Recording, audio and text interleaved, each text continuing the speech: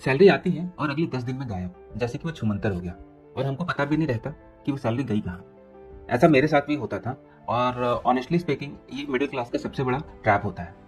आप देखोगे दो लोग एक ही जॉब करते हैं, सेम सैलरी पाते हैं, लेकिन 5 से 10 साल के बाद एक जो है फाइनेंशियली फ्री हो जाता है और दूसरा जो है डे टू डे लाइफ में भी स्ट्रगल करता रहता है।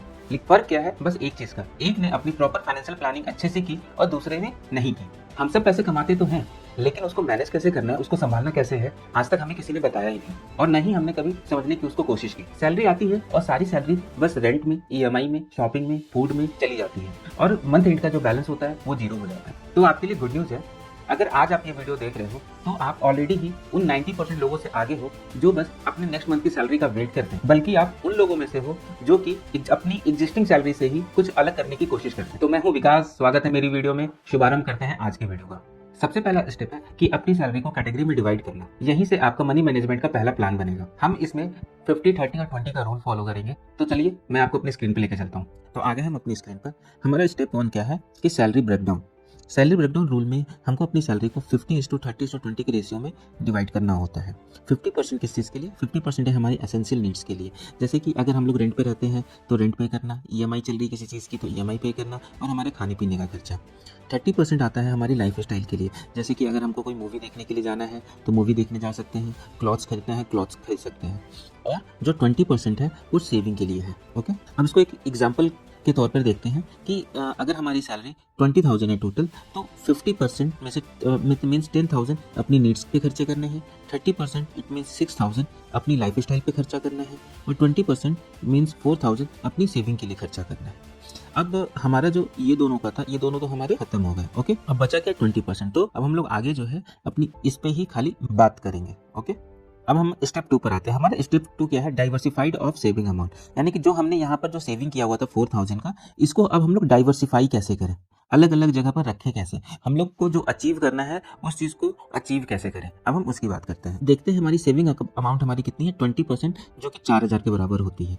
अब हम इस 4,000 को 100% ले लेते हैं। और सबसे पहले ये देखिए, मैंने अपने पिछले वीडियो में आपको risk free investment, low risk investment और मीडियम रिस्क इन्वेस्टमेंट और हाई रिस्क इन्वेस्टमेंट इसको एक्सप्लेन किया है। इसका मैं लिंक अपने डिस्क्रिप्शन में दे दूंगा, इसको जाकर आप जरूर देख लेना, क्योंकि यहाँ पर अगर मैं बताने लगूंगा वीडियो बहुत लंबी हो जाएगी, तो मैं डिस्क्रिप्शन में लिंक दे दूंगा, आप वहां से देख लेना। तो अब हमने क्या करते हैं कि 4,000 हमारा, इसको 100% के बराबर ले लेते हैं।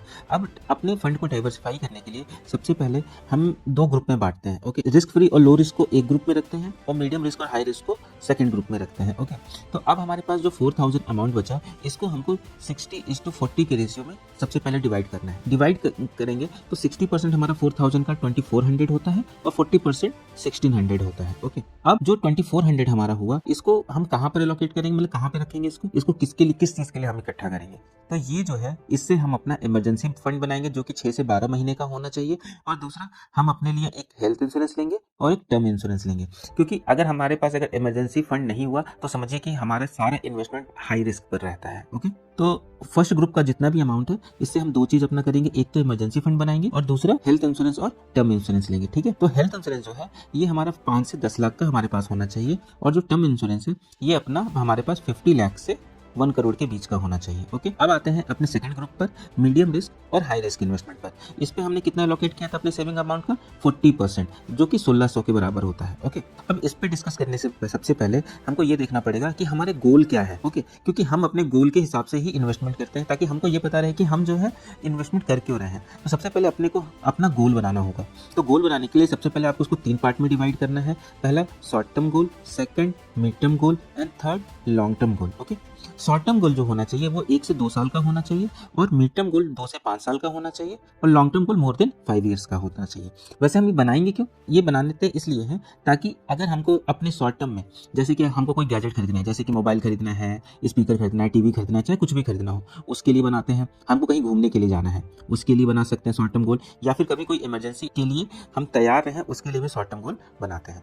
मिड टर्म गोल हमारा 2 से 5 साल के लिए होता है। अभी जैसे कि ये बनाएंगे क्यों? क्योंकि अगर सपोज मेरे को बाइक लेनी है, अभी हमारे पास फंड नहीं है, तो ईएमआई पे लेने से अच्छा क्या है कि हम अपना एक गोल बना ले कि 2 से 5 साल के बीच में हमको लेना है, हमको जैसे कि 2.5 लाख की बाइक लेनी है। तो धीरे धीरे जो भी फंड में हम अपने मिड टर्म गोल में पैसे एसआईपी की तरह इन्वेस्ट करते रहेंगे, जब पैसे इकट्ठा हो जाएगा 2 से 5 साल के बाद, तो हम एक बार में ये ले सकते हैं, तो हम ईएमआई के चक्कर में नहीं पड़ेंगे। दूसरा, अगर कार भी लेना है तो भी हम अपना मिड टर्म अपने इन्वेस्टमेंट के अकॉर्डिंग जो भी आपका टर्म गोल है उसके अकॉर्डिंग आप अपना गोल बना सकते हो, जितना आपका बजट के अकॉर्डिंग। ओके, थर्ड आता है long term goal. Long term goal हमारा 5 साल से ज़्यादा के लिए होता है, ये हमारा 10 साल, 15 साल, 20 साल, 25 साल, 30 साल इस तरीके से चलता है। तो लॉन्ग टर्म गोल हम क्यों बनाते हैं? अगर जैसे कि हमको फ्यूचर में घर खरीदना है, अपना वेल्थ क्रिएट करना है, या फिर अपने रिटायरमेंट बेनिफिट के लिए हम अपना लॉन्ग टर्म गोल बनाते हैं। ओके, अब आप यहाँ पर देखोगे कि मैंने इसको 2 रेशियो में बांटा हुआ है, 60:40। ये क्यों?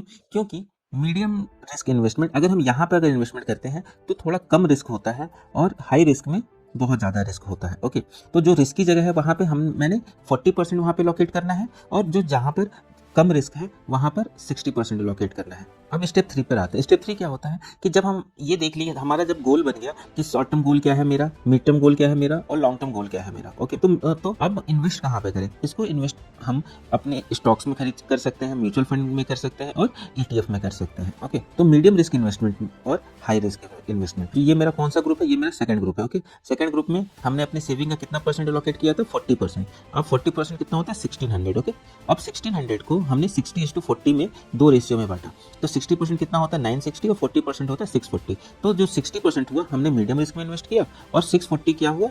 हमने हाई रिस्क में इन्वेस्ट किया। ओके, अब देखते हैं कि ये कहाँ कहाँ पे हम एलोकेट कर सकते हैं। जैसे कि मीडियम रिस्क इन्वेस्टमेंट, हमने फंड एलोकेट किया 950, इसको हम लोग इन्वेस्ट कर सकते हैं एसआईपी कर सकते हैं, हाइब्रिड म्यूचुअल फंड में, इंडेक्स फंड में, और large market cap mutual fund and stocks में। हाई रिस्क इन्वेस्टमेंट में हमने एलोकेट फंड कितना किया? 640, और हम एसआईपी कर सकते हैं mid cap mutual fund and stocks and small cap mutual fund and stocks. तो चलिए मैं आपको अपने लैपटॉप की स्क्रीन पे लेके चलता हूँ, और मैं आपको कैलकुलेट करके दिखाता हूँ कि अगर हम 2 साल के लिए अगर इन्वेस्ट करते हैं और एसआईपी करते हैं तो कितना हमको मिलता है, 5 साल के लिए करेंगे तो कितना मिलेगा, और लॉन्ग टर्म के लिए करेंगे तो कितना मिलेगा। तो हम आगे हैं अपने रिटर्न कैलकुलेशन की स्क्रीन पर। अब आप एक चीज देखना कि अगर हम लोग 2000 रुपए मंथली इन्वेस्ट कर रहे हैं, ओके, और एक्सपेक्टेड एनुअल रिटर्न है अपना 12% का, और हम लेट्स से 2 ईयर्स के लिए हम इन्वेस्ट करना चाह रहे हैं। ओके, तो 2 ईयर्स में और हमारा एनुअल रिटर्न एक्सपेक्टेड है 12%, तो हमने टोटल चलो 3 साल का देख लेते हैं, 72,000 रुपये इन्वेस्ट किया, और हमको टोटल अमाउंट कितना मिला? 86,000। बट अगर हम इसी को 12% के एक्सपेक्टेड रिटर्न से अगर हम लॉन्ग टर्म के लिए इन्वेस्ट करते हैं, सपोज 25 ईयर्स के लिए, तो हमने टोटल जो अमाउंट इन्वेस्टेड किया वो किया 6 लाख का, और हमको टोटल अमाउंट मिला कितना?